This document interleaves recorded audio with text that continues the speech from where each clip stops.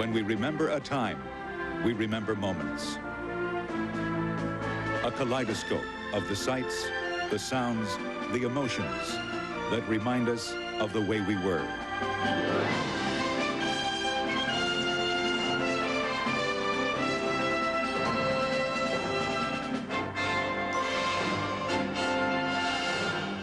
Our world. It's about time.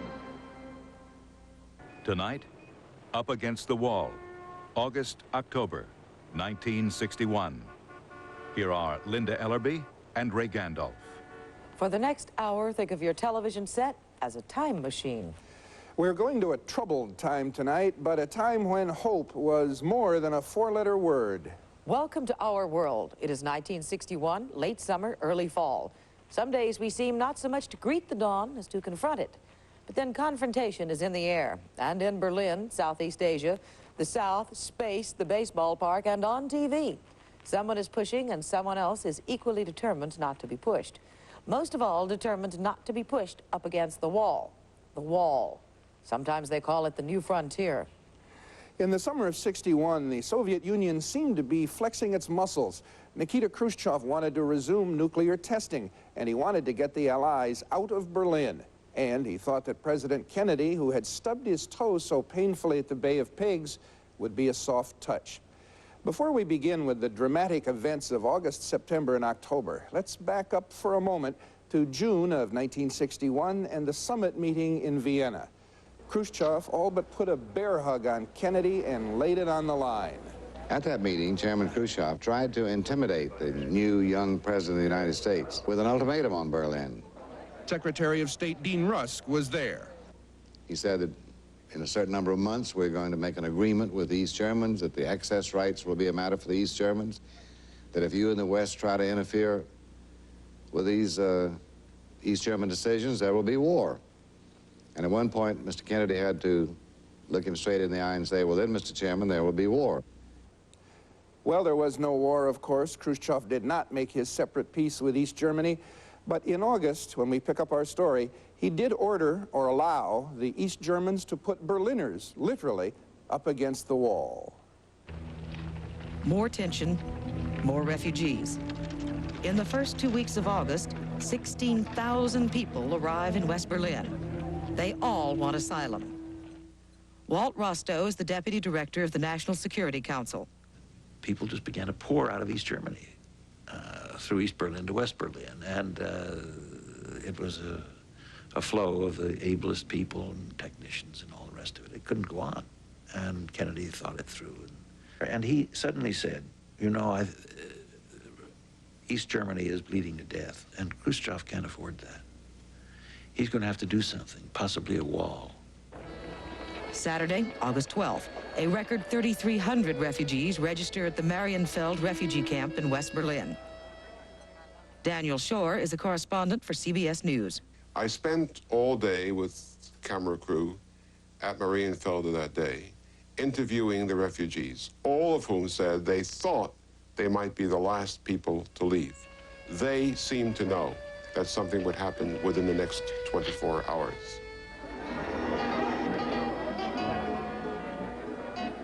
In West Berlin, it's an ordinary Saturday night. But not in East Berlin, and not for East German border guard Rudi Turo. At midnight, August 12th, we had a combat alert, and we were told that everything around West Berlin would be closed off. We were told that if there was a conflict, we would ride into battle on Russian tanks. August 13th, Sunday, 2 a.m. East German soldiers show up at the border, and under man-made lights, they begin to build a man-made barricade. Daniel Shore is an eyewitness. It's half light, and it's hard to discern what's happening. What do they got there? It looks like bales of barbed wire. And what are those funny concrete things that they've got? And why do they got those crowbars? They're digging up cobblestones. Why do they want to do that? Then we began to grasp the full dimension of what was happening. They were going to take over and seal that border. Peter Diemel is a cameraman for NBC. They were stringing their barbed wire, and we were very close to them. I was could touch them, and we even spoke. And they were making jokes. I said, well, what's this? And they said, oh, well, we are just doing this so you can't go over our green here, something like that. It was just a very, very relaxed thing. But a few hours later, it became very, very tense. Crowds gather on the west side to taunt the East German soldiers as they build the wall.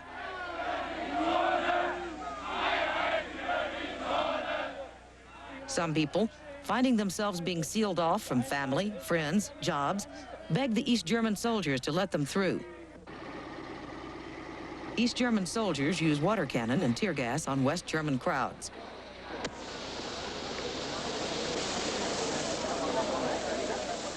West German police finally are called out to prevent battle between civilians on the west and the soldiers on the east. But where are the Allied armies that occupy West Berlin? Where are the good guys, and why aren't they doing something? It was a tense situation. We didn't know what would happen, but we all thought we would have to fight, because no one believed that the Western Allies would allow us to block off all of East Berlin. Berlin waits because Washington has already made up its mind. Nothing will be done. Not to ensure Berlin won't become a divided city, nor to protect anyone living in the East. President Kennedy has guaranteed freedom, but he meant freedom for those living in the West. We would not fight the wall. If you know that at the end of the road, the West is not going to fight a war in order to knock the wall down in Berlin, then you better not start down that trail. So the wall would stand, and for East Germans who wanted out, it was every man for himself. Kurt Wiesmach, a steelworker, wanted out. He and his wife made their way to the Teltow Canal on the border of the American sector. We didn't see any guards here, so we decided to swim. First, I helped my wife across, and then I went back to get our clothes. When I was swimming back to the west, my wife called to me, "Watch it, Kurt. Some of them are coming." They could have shot us, but they didn't. In the early days of the wall, before the border was sealed tight, escape was impromptu and dangerous. We came here to film border guards setting up. Then we saw that over in East Berlin there were some young people. It looked like they wanted to come over. And after a few minutes went by, they really started to run. And one girl hit very hard with her face. She really hit the barbed wire and fall down, and blood was over her face. But she was saved by some West Berliners. Two American students from California, Victor Pankey and Gil Ferry, tried to help an East German woman escape. They brought their car to East Berlin. Victor Pankey tells what happened. We went out to a darkened street and an area that she felt was fairly safe, and she got in, and since she appeared to be relatively comfortable, why we decided that we would give it a try. And so from that point, why we went directly to the Checkpoint Charlie crossing. And then they immediately asked to see what's in the car. They asked us to open the hood. We opened the hood, and there she was. The two young men were arrested. After a month, they were tried and sentenced to 2 years in prison. They don't know what happened to the woman. Konrad Schumann was an East German soldier. He was supposed to help close the border, but he saw his chance for freedom, and he jumped at it, and he made it. The street where Schumann escaped, Bernauerstrasse, presented many opportunities. Bernauerstrasse was a normal street in West Berlin, but the East Berlin side, the front of the houses, was actually the border. So people living in the houses, in their houses, were in East Berlin. Looking out of the window, they had the head in West Berlin already. And when you jump out of a window, as soon as you reach the sidewalk, you are in West Berlin. That became an intolerable situation for these German Fopos, who after a while forced people to put barriers on their own windows to keep them from escaping. Willy Finder, his wife and 5-year-old son, lived at number 7 Bernauer Strasse on the 5th floor. I got a call at work, my wife, telling me to come home. When I got there, she was already in the window. On the west side, the fire department came and opened up the fire net. They were yelling, "Jump, jump," and I told my wife to jump. She started to cry and wanted to come back inside. But the East German police were already banging on our door. I said, "There is no return now," and I ran to the window and pushed her. Some East German soldiers shot at her while she was falling. The West Berlin police fired some warning shots, and they stopped. Next, I dropped my son, and then I climbed out. The soldiers threw tear gas at the firemen, and some of them lost their grip. I hit the sidewalk and injured my spine. When they carried me to the ambulance, I asked where my wife was. No one knew. He found her. She was badly hurt, but she recovered. Come back for a young Yankee taking aim at the ancient Babe. And for all those young babes, babes in arms, who seemed to be taking over America. Our World will be right back. Up Against the Wall, August, October, 1961.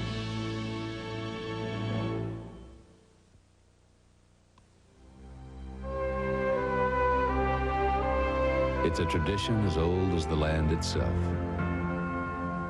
Your country calls, and you come. Your country asks you to give, and you give. And you do it all because you believe in your country. So to all the men and women who serve, Budweiser is proud to return your salute. It's the Subaru Value Celebration! The greatest Subaru deals in Subaru history! Stupendous Subaru saving! That's one Subaru commercial you won't see the rest of. Subaru knows what's really important isn't hoopla, but a great deal on a great car. Like up to $1,500 cash back on a Subaru. With the money you can save now at your Subaru dealer, you can have your own celebration. Up to $1,500 factory cash back on a Subaru. One of the true things about reporters is that they do snack. It's 10:59 and reporter Eric Best has worked up a hunger. When I get hungry, I lose concentration, and my brain says, we are shutting the system down in 30 seconds, whether you're ready or not. Snickers bar, crunchy peanuts, peanut butter noodle, caramel and milk chocolate. I gave Hunger the Snickers. Hunger was satisfied. I did the story. I got through. Packed with peanuts, Snickers really satisfies. Snickers really satisfies you. Winning's easy. Give 110%, expect 110%. From yourself, everyone, everything. Speed Stick deodorant gives 110%. That's its edge. Why? It has no alcohol, and alcohol evaporates. Speed Stick protection doesn't evaporate even after 24 hours. Glides on dry in just a few strokes. That's 110% protection. Speed Stick deodorant, the wide stick. That's your edge. Friday, Sledge, look out! a game show that kills contestants gets sledgehammer. Let's give this guy his cancellation notice. Followed by Mr. Belvedere. Then, Albert Finney, Gregory Hines, Wolfen. Tomorrow, Don't let it be forgot that once there was a spot for one brief shining moment that was known as Camelot. Camelot, the ideal kingdom of Arthur, the idealistic king. Camelot was a legend. And in 1961, Camelot was a Broadway hit musical and a metaphor. Except we had no king. We had instead a belief in the idealism of John Kennedy, who had his own dragons. The Berlin Wall, the space race, the South. Could he pull it off and save the land? And meanwhile, what do the simple folk do? Well, there's always baseball. Who put the bomb in the bomb, the bomb, the bomb? Who put the ram in the ram-a-lam-a ding-dong? Who put the bomb? In 1961, the backs up against the wall in baseball belonged to outfielders. Who was that man? I'd like to shake his hand. The guys hitting most of the home runs were Roger Maris and Mickey Mantle, both making a run at Babe Ruth's record of 60 homers in one season. Their effort was tracked every day, pitch by pitch. Well, they started writing about it probably about the middle of the season. You could see that both of us was going to have a lot of home runs. Mel Allen was a Yankee broadcaster. There was a play on Broadway that year called Dial M for Murder. And being a broadcaster, you know, and full of corn every now and then, what better than to say, here they come, the M&M boys, Dial M for Murder.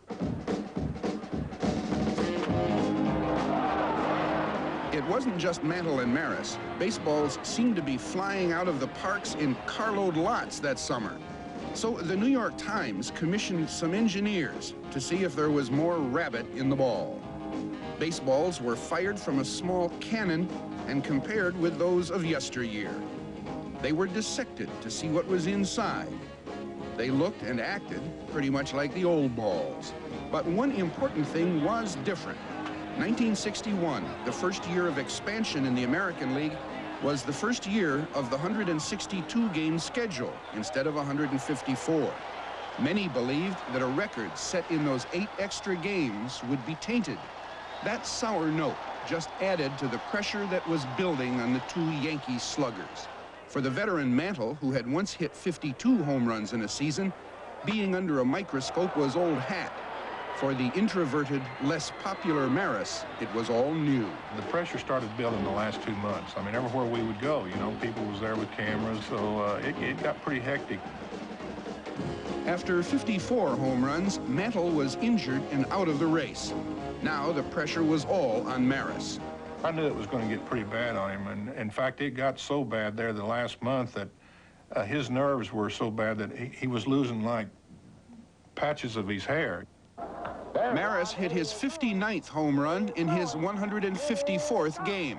Now he's in the extended season. And with 4 games to go, he had still not tied Babe Ruth. All right, 2 balls, 2 strikes. And it's a ball hit deep. It's in there, upstairs. Going into the last game of the season, Maris had tied, but not broken, Babe Ruth's record. It wound up with Roger Maris being under the greatest pressure he'd ever been in his life. Here's the windup. Fastball hit deep to right. This could be it. Way back there. Holy cow, he did it. Just the sound, the crack of the bat, and you knew that ball was gone. We all wanted to jump up and scream. I get goosebumps watching him hit his last home run. He just ran right around the bases just like he always did, ran into the dugout, and he was embarrassed to come back out and take his hat off and say thank you. And they want Maris to come out and take another bow. He does. Holy cow, what a shot. Roger Maris broke one big record that summer. Parents were breaking records every day. You must have been a beautiful baby. You must have been a beautiful child. The baby boom had crested, and kids were competing before they could walk. Yeah, when it came to winning blue ribbon. Well, I bet you taught the other kids how. Well, I can see the judge's eyes as they handed you the prize. I bet you took the cutest bow. Yeah, you must have been a beautiful... Swimming, crawling, or walking, there are 40 million Americans less than 10 years old. Well, the birth rate was really exploding at that time. Mel Helitzer was in the toy business. We had about 4 million births in the country each year, which comes down to about, some woman was giving birth every 8.5 seconds. And the joke was we had to get hold of that woman and stop her.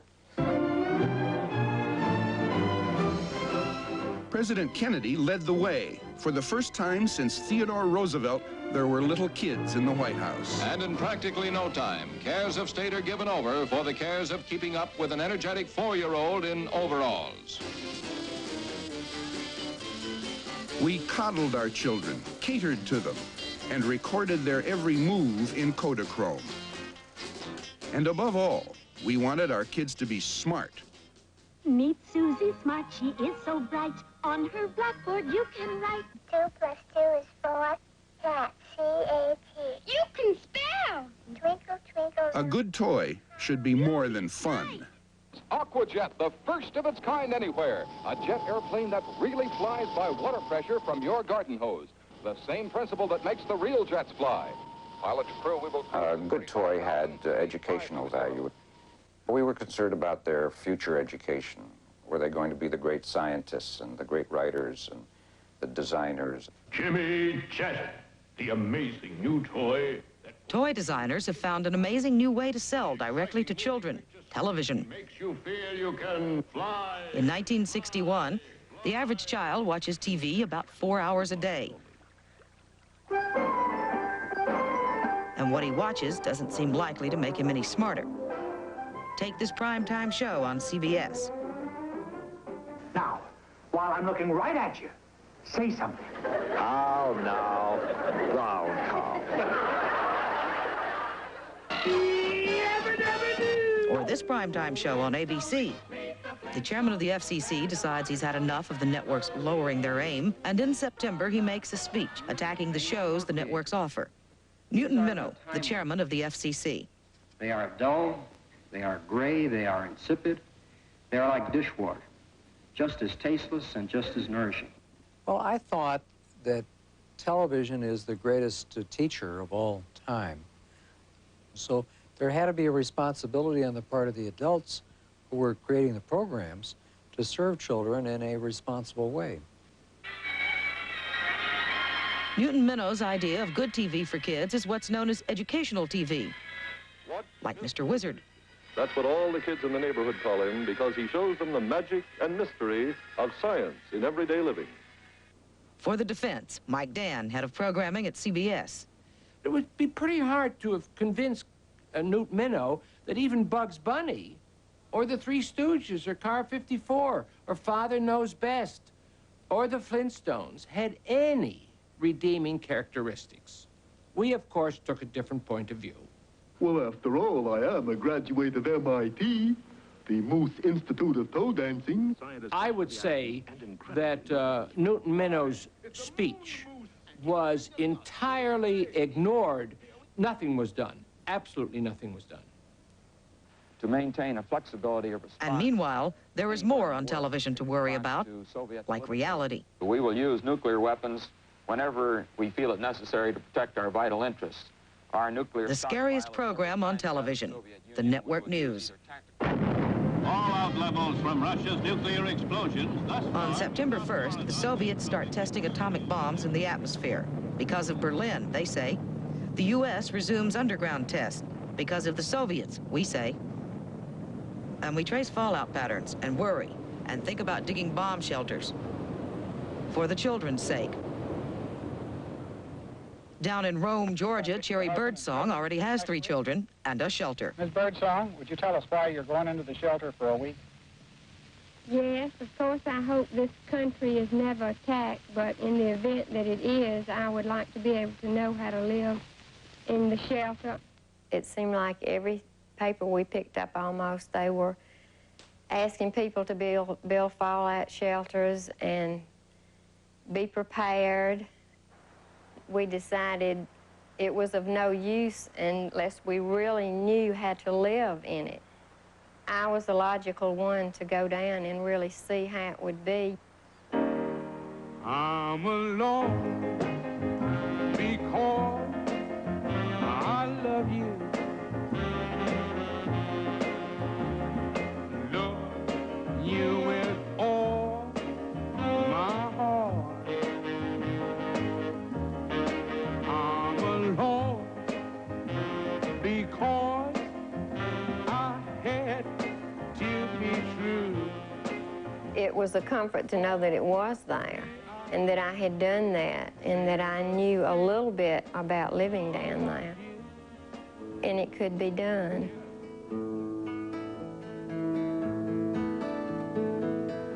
Where have all the flowers gone? Long time passing. A new political movement takes shape under the threat of a mushroom-shaped cloud. Ban the bomb, it says, and sings. And a new musical movement takes shape behind the politics. It includes this struggling group, Peter, Paul, and Mary. When will they ever learn? It was time to say we don't want war, but we weren't referring to a specific war. We were referring to the possibility of nuclear war and to the reality of underground bomb shelters being built all over the country.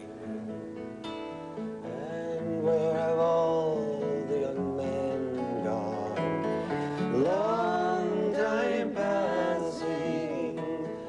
Where have all the young men gone? Long time ago. Where have all the young men gone? Gone for soldiers, everyone. Oh, when will they ever learn? Oh, when will they ever learn? In September of 1961, a young singer turned up at Folk City in New York and got rave reviews, noting that the 20-year-old Bob Dylan looked like a cross between a choir boy and a beatnik. The Times critic said that Dylan's music had the mark of originality and inspiration. Come back to our world and to some Americans up against the wall in Berlin in Southeast Asia. They were young too. Come back to Up Against the Wall, August, October 1961, when our world continues. Give me some raz. Give me some raz. Raspberry. Give me raspberry. Raspberry. Give me some raz. Raspberry. Give me really raspberry. Raspberry. You'll go wild over Rio Niti Royal Raspberry. Give me some raz. The taste of fresh raspberries and natural Rio Niti. It's not a watered-down cooler. Give me some raz. Raspberry. Ooh, Rio Niti raspberry. And try peach and apple, too. This is it, the most trouble-free car in its class sold in the United States today, the Nissan Sentra. That's right. In the latest J.D. Power New Car Survey, Nissan Sentra was named the economy car with the least problems, the fewest headaches. In other words, the most quality. So, if quality and dependability is how you judge a car, the only choice you have to make is which Nissan Sentra you want. We make you feel like driving, and the name is Nissan. In millions of homes, millions of people aren't just brushing. They're using Listerine because it reduces plaque by up to 50% over brushing alone to fight plaque and bad breath. For better oral hygiene, millions use Listerine. I got a man with a slow hand. He's got a face that I love to touch. Schick Disposable has an improved blade angle to shave you closer for the easy touch. Eating on the run's got you tied in knots. Send the bubbles of Alka-Seltzer to the rescue, because speed is what you need to loosen the grip of your acid indigestion and heartburn with a headache fast. So when your stomach and head have gotten you tied up, help undo it with the bubbles of Alka-Seltzer. Alka-Seltzer to the rescue. Try new extra strength Alka-Seltzer. More of what you take Alka-Seltzer for. The kids in Bristol are sharp as a pistol when they do the Bristol stop. Our world will be right back. Jumping when they do the Bristol stop. Whoa, stand spinning hill Friday night. They dance the greatest in the bride. But it's a late act, it's a crazy sight. The kids in Bristol are sharp as a pistol. From across the nation, join Oprah Winfrey and co-host Robert Urich as they welcome the top names in entertainment, including Alabama, Suzanne Summers, Ben Vereen, and Barbara Mandrell. It's an all-American 4th of July spectacular, a star-spangled celebration, Saturday.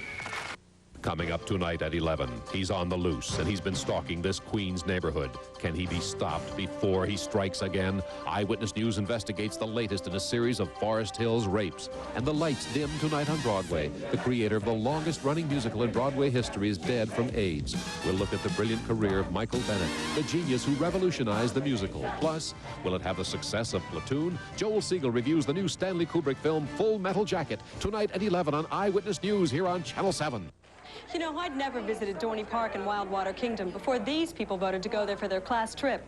2 weeks later, I was back with my family. I must admit I was surprised by the dozens of thrill rides and great shows. And Wildwater Kingdom's water attractions are not only exciting, they're so clean. But the thing that makes Dorney and Wildwater Kingdom so different is the atmosphere. They're so family-oriented, we feel like we belong here. Pick up valuable coupons for Dorney and Wildwater Kingdom at Grand Union Supermarkets.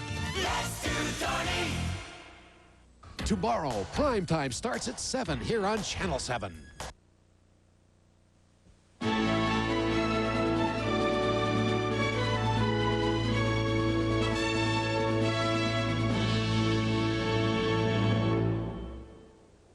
Welcome back to Our World.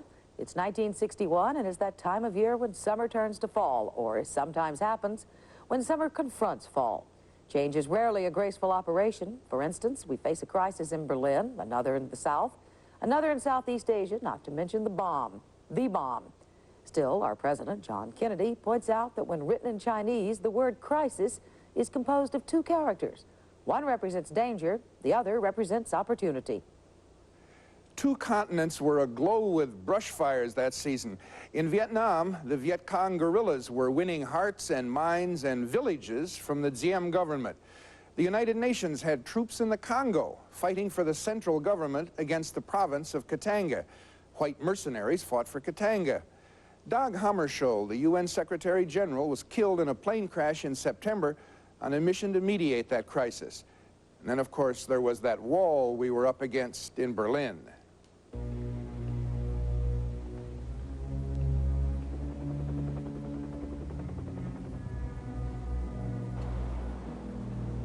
The wall is finished. The crisis is not. As summer ends and fall begins, the Soviet pressure on the Allied garrison increases. American troops in Germany are training for combat. In America, Kennedy asks for and gets a huge increase in the military budget. In August, he begins to call up the reserves. More than 200,000 reservists are ordered to report for combat training. Among the 76,000 called up for a year's active duty, Company B of the 101st Signal Battalion, Yonkers, New York. You know, the Eisenhower years were over. I saw JFK coming in, new kid on the block in the international affairs, and he was being tested. At Fort Devens, Massachusetts, they trained to fight in Europe and recorded on film. There's even a song written about the call-up. But I'll go for God, country, and my baby. You know I have to go, and dear, I'll miss you so. We didn't know where we were going and how long we were going to be away. So we got up there, and then we found out that we might be shipped overseas. We had the training, we had good officers that trained us well, and we were ready to go. And if we had to go fight, we'd go fight. Well, we knew we were going. There was a mission for us, and our equipment was in Germany, and we had 8 weeks, what they called intensified training at that time, to get them ready to go to Germany. And they were ready. And when the Soviets begin to restrict Western access to East Berlin, it looks as if there might be a war to go to. On October 27th, American tanks move into place at Checkpoint Charlie, one of the crossings. For one day, U.S. and Soviet tanks face off. It is close, real close. But on the 28th, the tanks are withdrawn. That is one wall we've come up against, but not gone through. There are other walls. The Soviets support what they call wars of liberation. And all around the world, these wars pit American interests against Soviet interests.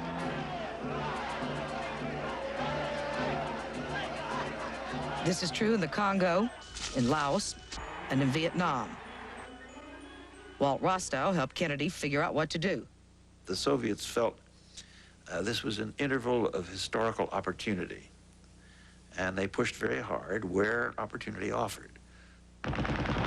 In Southeast Asia, there's plenty of opportunity. We send advisors, money, and guns to Laos and Vietnam. We are not, we say, propping up dictators. We are, we say, fighting the expansion of communism. By October, the war isn't going well for South Vietnam, our side. Kennedy asked his military advisor, General Maxwell Taylor and Walt Rostow, to go to Vietnam, to look hard, and then give him some advice. General Taylor was the head of the mission. I was his deputy. And we had a team, I forget how many, maybe 8, 10 men from different agencies. So when they hit the ground in Saigon, they were each, fanned out to write their reports. Some were political, some were economic, some military, and so on. In public, Kennedy has declared the war to be the business of the Vietnamese. In private, Kennedy tells his team the defense of South Vietnam is vital to the U.S. We didn't go out until the president had decided that he was not going to see that area lost. From our point of view, it was an implementation mission, not a policy mission. But the mission returns to offer new policy. They tell Kennedy he should send American combat troops to Vietnam. It is the first time this is suggested.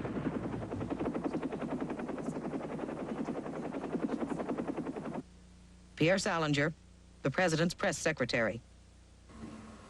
But we did not send combat troops. And we never sent combat troops during the time that President Kennedy was in office. Why? Because President Kennedy believed that the United States had a responsibility to help South Vietnam, but not a responsibility to take up the warfare on behalf of South Vietnam. Some young Americans ventured far from home that summer, armed only with knowledge and a sense of responsibility. They were called the Peace Corps. 23-year-old Dennis Galvin was one of the first to volunteer. And I think that we can help. I think the Peace Corps can help in these countries. My family was shocked. South Boston is a place where people are hardworking and God-fearing, and they don't worry about what happens in East Africa very much. Throughout the summer, the volunteers trained for their new jobs. On August 28th, President Kennedy addressed the first group of 74 volunteers. If you do well, then the Peace Corps will be developed, and more Americans will go abroad. And we'll find a greater and greater response to this idea of serving our country. Thank you. I remember saying to Kennedy, I now know more about Tanganyika than I know about South Boston. And he laughed. I moved on. But that was a very important moment for me. As that first group prepared to leave for Ghana and Tanganyika, Sergeant Shriver, the director of the Peace Corps, was worried. For that whole project to be a failure would give Kennedy's political opponents an opportunity to say, ha, see what we told you? He's too young to have been elected president. He's too inexperienced to have been elected president. So I was worried, yes, I was worried. I wanted it to be a success, and it had to be an instantaneous success. And that took more than knowledge and goodwill. It needed strong bodies. The volunteers were sent to survival school. Reverend William Sloan Coffin ran it like a boot camp. Nobody likes to do it. I hate it myself, but if you accept it and you do it, why, there's value in it. We had a rope course, and we had all kinds of exercises. But all designed to make people feel they couldn't do that. And then they did do it. And I would kind of make the point, you did it physically, you're expected to do it intellectually, morally, spiritually. That's why you're in the Peace Corps.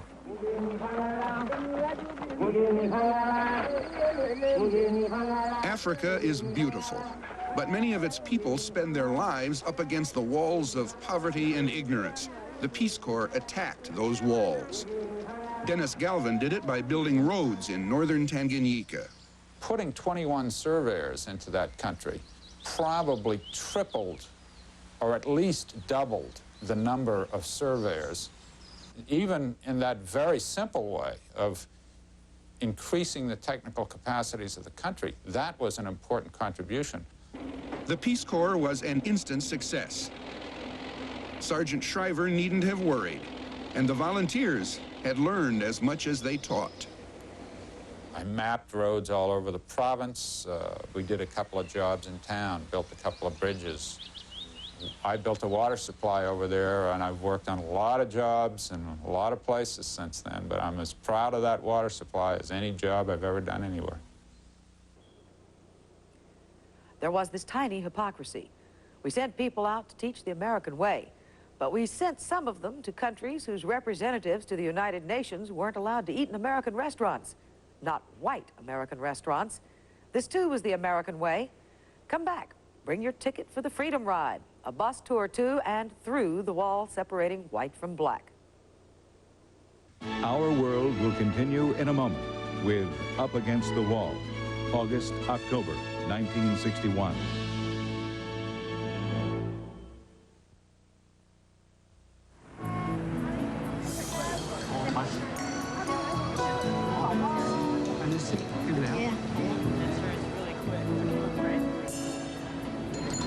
Things come back to stores. Things come back to Sears. Oh, I think you want to go that way. And it's a beautiful bottle. But if you ever decide to return something to Sears, you don't have to give us a lengthy explanation. Oh, I understand. Oh, don't worry. We'll take care of it. All you have to say is, you're not satisfied. In some cases, you don't even have to say that.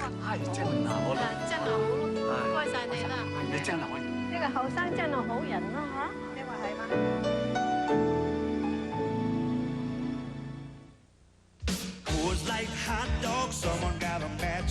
Sunglasses, radio, dive to make the catch. There's no place like this, I cannot tell a lie. Talking about America, the 4th of July. Come on and light up the 4th with Coors Light and Royal Oak.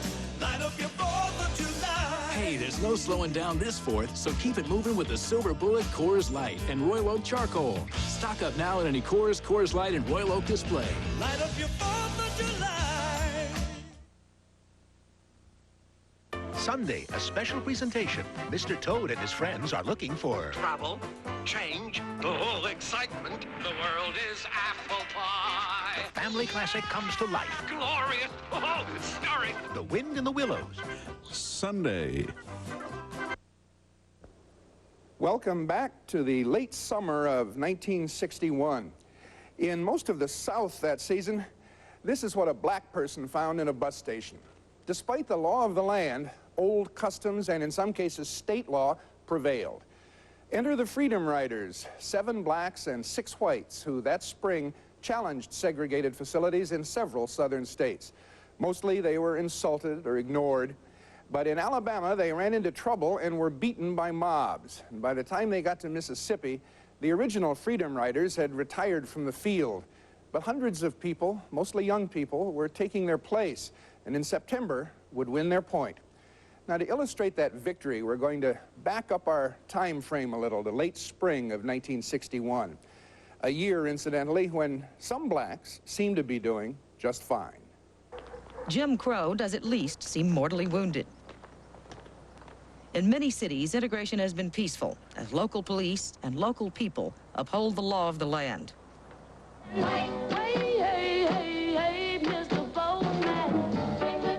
And the Marvelettes have the #1 song on the mostly white pop charts. Please, Mr. Postman is the biggest hit so far for a new company called Motown. Black comedians like Dick Gregory make black jokes for white audiences. I mean, now, don't get me wrong, I wouldn't mind paying my income tax if I knew it was going to a friendly country.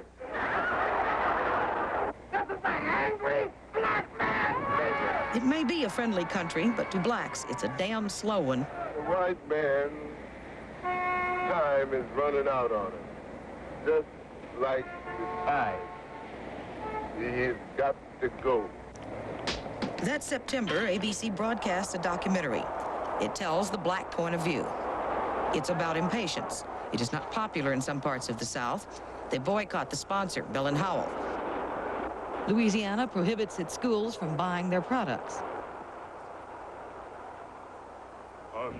Last spring, a group of activists from CORE, the Congress of Racial Equality, began to force a confrontation between the federal and state law. They called it a freedom ride.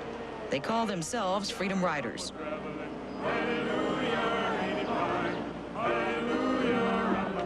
James Farmer was the head of Corps. We began the Freedom Rides as an attempt to break down one part of that segregated pattern. That part was segregation in interstate travel. We felt we were not practicing civil disobedience because the federal law was on our side. The federal courts had ruled segregation was illegal in interstate travel, but they had not really challenged the state laws about it. Attorney General Robert Kennedy had asked the Interstate Commerce Commission for a ruling.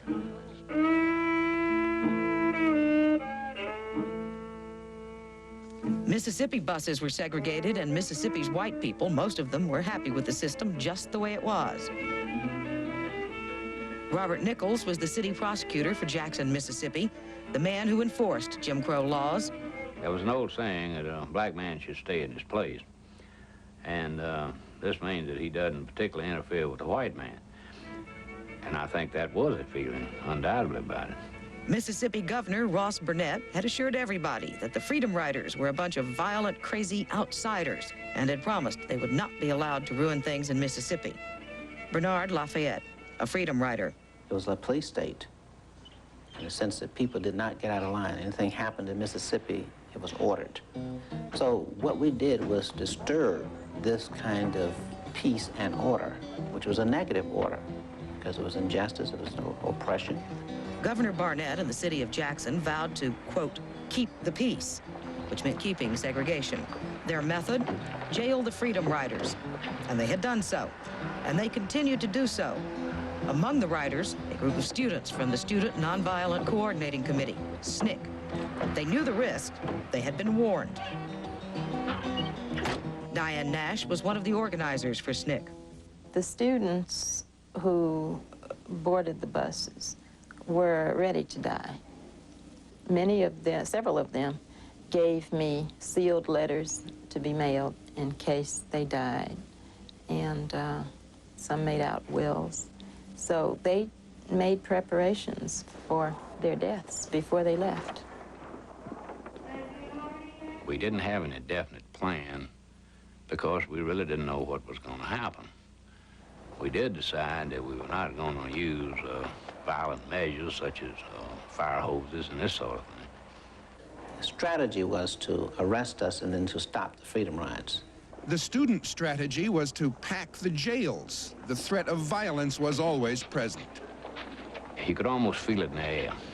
You could see the looks on people's faces. They were standing on the curb and seeing these people parade by. You could hear mutterings of the crowd. If the city had not exercised its duty, there would have been one riot after another in this town. And I mean the serious type where people would be either killed or hurt pretty bad. Cordell Regan, 16, was one of the youngest jailed in Jackson. The atmosphere with us was always upbeat. Nobody ever went crazy. Nobody ever said, let me out of here. We sang all the time, and it kept us going. I'll give you a little example of how that goes, okay? Woke up this morning with my mind set on freedom. I woke up this morning with my mind set on freedom. I woke up this morning with my mind. When you're scared, sing a song. It helps. The songs also helped recruit local blacks, who by now, in August, were helping to fill the jails. Bernard Lafayette set up an arrest factory. Volunteers would go down to the bus station, call the police, and Captain Ray would take it from there. And we'd tell them how many people were coming, how many males, females. So just, like a factory, conveyor belt. So we would drive down, and they would walk into the white side of the bus station, and Captain Ray would be there, faithfully, because he'd already been informed. Patrolman Jim Black was the man who took them to jail. They came into the area. If the white went into the black area and was asked to leave by Captain Ray, they did not, then they were arrested. Same way with the blacks. If they went into the white waiting area and then he would ask them to leave, they did not leave, then he would arrest them.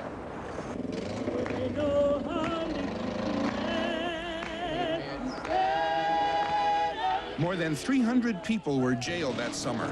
Some were still there on September 22nd, when the Interstate Commerce Commission ruled that segregation on interstate buses and trains was illegal. The old signs came down. A new sign went up. The Freedom Riders had won.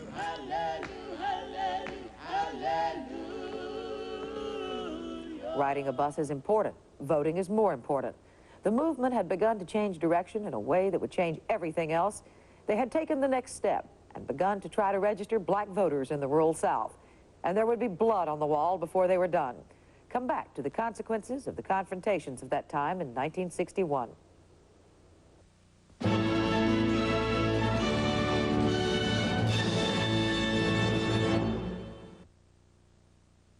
How does your AT&T long-distance call reach out with such clarity? One of the things we can do is convert your voice into digital signals, blocking out virtually all interference, so every subtlety is preserved with a clarity that seems right next door. Hello. Emma, I didn't know you were home yet. I'm not. I'm still in paradise. We're reaching further to bring your world closer. AT&T, the right choice. Hello. Now that Ed has the hang of flying, this 4th of July, we will be skyriding above the beaches and picnic places of America. So be sure to pick up a few bottles of the Bartles & James Original Premium Wine Cooler, or if you prefer, Ed's New Red. Uh-oh. So please keep your eye on the sky this 4th of July, and we thank you for your support. Tonight, charges that the U.S. set out to ruin the economy of this South Pacific island to force it into a military alliance. Watch 2020 tonight. Mel Brooks once put it this way: usually when a lot of men get together, it's called war. In August and September and October of 1961, a lot of men got together without getting to the war part. And a lot of men confronted each other without getting to the peace part. And then, of course, there was baseball. Here's the legacy of what all those men did and did not do. When the night has come and the land is dark. The Berlin Wall still stands, patrolled on one side by Allied soldiers who still remain, on the other side by East German border guards. The wall has done its job. The tide of refugees in 1961 has been dammed. Oh, I won't be afraid. Along Bernauer Strasse are memorials to those who died trying to escape. 74 people have been killed since the wall was built. Virtually nobody tries to escape anymore. Stand by me. Roger Maris died in 1985. His record of 61 home runs in a season still stands. The closest anyone came was Mickey Mantle, who hit 54 that same year. In 1986, for example, the leading home run hitter was Toronto's Jesse Barfield. He hit 40. By the time of President Kennedy's death in 1963, there were 16,000 U.S. military advisors in Vietnam. By 1968, there were 500,000 American combat troops there. No, I won't shed a tear just as long as you stand by me. The Peace Corps still exists. Since 1961, more than 120,000 Americans have volunteered and served in 94 countries. In 1987, there are 5,500 volunteers in 62 countries. Stand by me, stand by me. In 1969, with Sesame Street, children's TV stepped up in class. Now there's even a children's network. One of its programs is a new version of Mr. Wizard. Enemy attack. Soon there will be toys that don't just look good on TV, but interact with TV. You actually participate in the... You can shoot the bad guys. Kill toy, kill. The recent freedom marches in Cummings, Georgia, and the Klan activities that spawned them continue to show we don't all stand side by side, black and white together. Not yet. Stand by me, stand by me. Well, there it is, the way it was for a season of 1961. 3 of those 40 million children under 10 were mine. That summer, I was a night clerk at a primarily residential hotel in New York City, working 6 days a week, taking home $90. Like most of you, I was too busy, too absorbed in family concerns to have been a freedom rider or to have joined the Peace Corps. I regret that. I rejoice that I live in a place that gave me options. Imagine how our world might look to a truly sane person. Take the Berlin Wall, take the bomb, take the public bathrooms, the ones with signs indicating that Americans, unlike most people, were divided into 3 sexes, male, female, or colored. On October 27, 1961, Simon & Schuster published a dangerously sane book about our world. It wasn't about the follies of 1961, but it could have been. It's sort of timeless, and it's one of only 2 books, the other's a dictionary, I consider important enough to own 2 copies of. A copy for work, a copy for home. Because to define sanity, I need the dictionary. But to keep mine, I need Catch-22. And so it goes.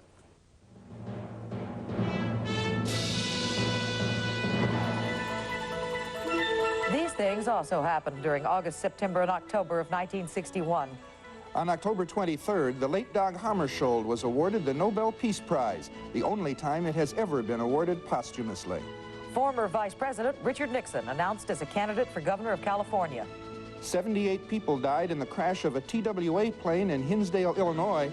It was the worst commercial single-plane crash in U.S. history to that time. CBS, impressed with the coverage of Hurricane Carla by its Houston affiliate, would hire one of the reporters, Dan Rather. General Walter Beadle Smith, architect Eero Saarinen, Judge Learned Hand, and actress Marion Davies died. On August 26th, a resolution was introduced into the Senate to award a gold medal to an actor, singer, composer, dancer, and friend to children everywhere. His name was Danny Kaye.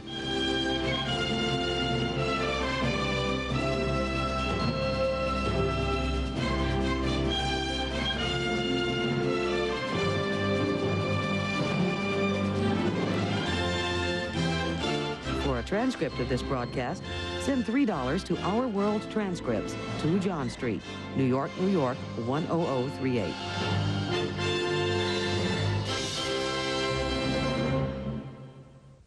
It's a scandal that rocked PTL. Tomorrow morning, Jim and Tammy Baker talk about Jessica Hahn and allegations about his homosexuality. Jim and Tammy Baker tomorrow on Good Morning America.